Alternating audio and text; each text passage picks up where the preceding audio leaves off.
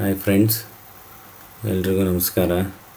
KPSC ಅವರು ತುಂಬ ದಿವಸದಿಂದ ಕಾಯ್ತಾ ಇದ್ದಂಥ PDO non-HK 1:3 ಲಿಸ್ಟ್ ಬಿಟ್ಟಿದ್ದಾರೆ. ಯಾರ್ಯಾರ್ದೆಲ್ಲ ತುಂಬ ಚೆನ್ನಾಗಿ ಸ್ಕೋರ್ ಆಗಿದೆ ಅವರು ತಮ್ಮ ಹಾಲ್ ಟಿಕೆಟಲ್ಲಿರೋ ನಂಬರನ್ನು, ನಿಮ್ಮ ಹೆಸರನ್ನ ಒಂದು ಸತಿ ಚೆಕ್ ಮಾಡ್ಕೊಳ್ಳಿ. ಯಾರ್ಯಾರ ಹೆಸರಿದೆ ಅವರೆಲ್ಲ ಪ್ರಾಪರ್ ಡಾಕ್ಯುಮೆಂಟ್ಸ್ ರೆಡಿ ಮಾಡಿಕೊಂಡು ಡಾಕ್ಯುಮೆಂಟ್ ವೆರಿಫಿಕೇಷನ್ಗೆ ರೆಡಿಯಾಗಿ. ಇಷ್ಟರಲ್ಲೇ ಡಾಕ್ಯುಮೆಂಟ್ ವೆರಿಫಿಕೇಷನ್ನು ಟೈಮ್ ಟೇಬಲ್ ಕೂಡ ಬಿಡ್ತಾರೆ ಅಂತ ಹೇಳಿದ್ದಾರೆ. ಯಾರ್ಯಾರ್ದು ಹೆಸರಿಲ್ಲ ಅವರು ತಲೆ ಕೆಡಿಸ್ಕೊಳ್ಳೋ ಅವಶ್ಯಕತೆ ಇಲ್ಲ.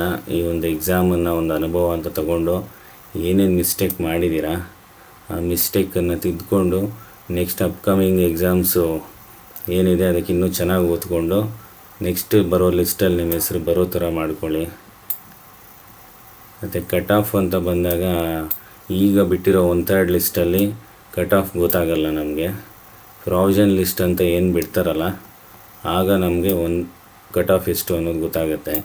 ಇಲ್ಲಾಂತಂದರೆ ಈ ಲಿಸ್ಟಲ್ಲಿ ಯಾರ್ಯಾರು ಇದ್ದಾರಲ್ಲ ಅವ್ರು ಯಾರಾದ್ರೂ ಕಮೆಂಟಲ್ಲಿ ಅವ್ರದ್ದು ಮಾರ್ಕ್ಸ್ ಎಷ್ಟು ಅಂತ ಕಮೆಂಟ್ ಮಾಡೋದ್ರ ಮುಖಾಂತರ ಬೇರೆಯವ್ರಿಗೆ ಈ ಕಟ್ ಆಫ್ ಎಷ್ಟಾಗಿದೆ ಅನ್ನೋದು ಒಂದು ಅನಲೈಸ್ ಸಿಗುತ್ತೆ. ಕಮೆಂಟ್ ಮಾಡಿ. Thank you for watching this video.